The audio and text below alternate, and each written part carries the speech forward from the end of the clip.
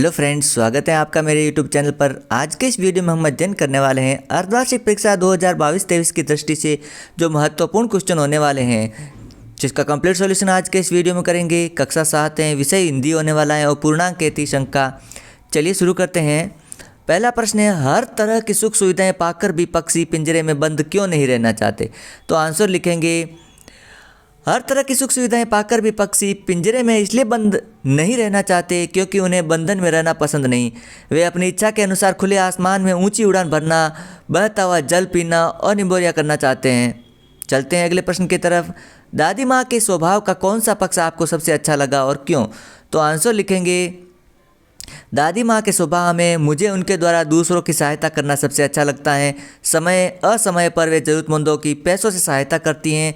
समय पर पैसे वापस न मिलने पर डांटती भी थी और घरनों की बेटी शादी जैसे कागज़ पर खर्च कर पुनः उनकी सहायता कर देती थी। चलते हैं अगले प्रश्न की तरफ। काका कालेलकर के ने नदियों को लोक माता क्यों कहा है? तो आंसर लिखेंगे, नदियाँ हमें अपने अमृत रूपी जल से जीवन प्रदान करती हैं। खेतों की सिंचाई कर हमें अनाज साग सब्जी देती हैं। परोक्ष रूप से हमारा पालन पोषण करती हैं। नदियों के शीतल जल में स्नान कर हम पक्षी थकान दूर करते हैं। नदियों के जल से बिजली बनाई जाती है। इसके साथ ही नदियाँ कल कारखानों से निकलने वाले गंदे रसायन पदार्थों को अपने आंचल में समेट लेती हैं। इस प्रकार हर तरह से नदियाँ हमारा कल्याण करती हैं। यह कल्याण करने की भावना माता में ही हो सकती है, इसलिए नदियों को लोक माता कहा गया है। अगला प्रश्न है, पहली कठपुतली की बात दूसरी कठपुतलियों को क्यों अच्छी लगी? तो आंसर लिखेंगे, पहली कठपुतली के बाद दूसरी कठपुतलियों को इसलिए अच्छी लगी क्योंकि वे सब भी उसी की तरह ही स्वतंत्र होना चाहती थी। अगला है प्रश्न संख्या 5, मिठाई वाला अलग अलग चीज़ें क्यों बेचता था और वह महीने बाद क्यों आता था? तो आंसर लिखेंगे, मिठाई वाला अलग अलग चीज़ें इसलिए बेचता था जिससे बच्चों में उसकी वस्तुओं के प्रति आकर्षण बना रहे, क्योंकि एक ही प्रकार की वस्तु बेचते रहने से उसके प्रति बच्चों का आकर्षण भी कुछ कम हो जाता है और बच्चे भी उसी चीज़ को खरीदने के लिए कम रुचि लेते हैं। वह महीनों बाद इसलिए आता है क्योंकि उसे सामान बेचने और पैसे कमाने का कोई लालच नहीं था। वह तो दूसरों के बच्चों में अपने बच्चों की झलक पाकर सुख का अनुभव किया करता था। चलते हैं अगले प्रश्न की तरफ। खून को भानुमति का पिटारा क्यों कहा जाता है? प्रश्न संख्या 6 है,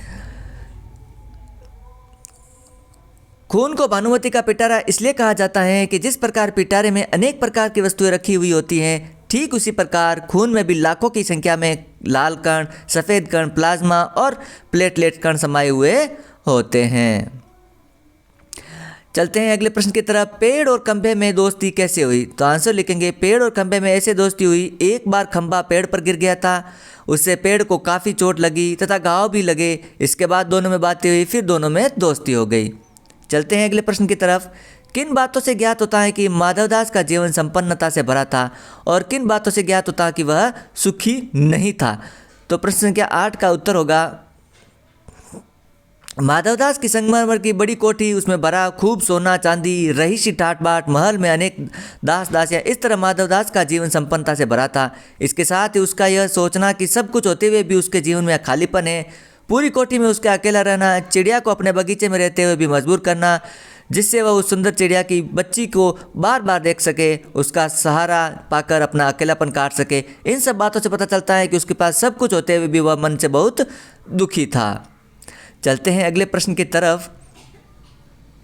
यासुकी चांद को अपने पेड़ पर चढ़ाने के लिए तोतो चांद ने अथक प्रयास क्यों किए? आंसर लिखिए। तो आंसर लिखेंगे, यासुकी चांद तोतो चांद का घनिष्ठ मित्र था, लेकिन वह पोलियोग्रस्त था। उस कारण उसके हाथ पैर सही रूप से काम नहीं करते थे। जापान के शहर तोमोए में प्रत्येक बच्चे का एक निजी पेड़ था, लेकिन यासुकी चांद ने अपनी शारीरिक अपनता के कारण किसी भी पेड़ को निजी नहीं बनाया था। उसके मन की पेड़ पर चढ़ने की इच्छा थी, जिसे पूरा करने के लिए तोतो चांद ने उसे अपने पेड़ पर चढ़ाने का अथक प्रयास किया। चलते हैं अगले प्रश्न की तरफ। संज्ञा किसे कहते हैं, वह इसके प्रकारों के नाम लिखिए। तो आंसर लिखेंगे, जिन शब्दों से किसी वस्तु, स्थान, गुण, धर्म और भाव आदि का बोध होता है उसे संज्ञा कहते हैं, जैसे राम, पुस्तक, जयपुर आदि। चलते हैं अगले प्रश्न की तरफ। निम्नलिखित शब्द का पर्यायवाची लिखिए। तो फूल के पर्यायवाची होंगे कुसुम, पुष्प, प्रसन्न और सुमन। दूसरा है नदी, नदी के पर्यायवाची हैं सरिता, आपंगा, तरंगिणी और तटिनी। अगला है चंद्रमा। चंद्रमा के पर्यायवाची होंगे चांद, शशि, राकेश और चंद्र। और अगला है घर। घर के पर्यायवाची हैं ग्रह, अदन, धाम और विबुध। अगला प्रश्न है सर्वनाम किसे कहते हैं, वह उदाहरण सहित लिखिए। संज्ञा के स्थान पर बोले जाने वाले शब्दों को सर्वनाम कहते हैं, जैसे वह, मैं, हम, हमारा। अगला प्रश्न है अपने प्रधानाध्यापक को अवकाश के लिए प्रार्थना पत्र लिखिए।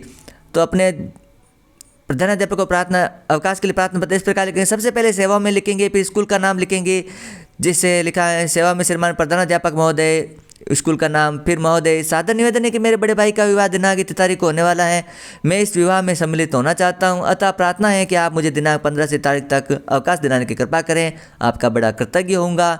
आपका आज्ञाकारी, नीचे नाम लिखना है, उसके नीचे कक्षा लिखनी है और दिनांक लिखना है।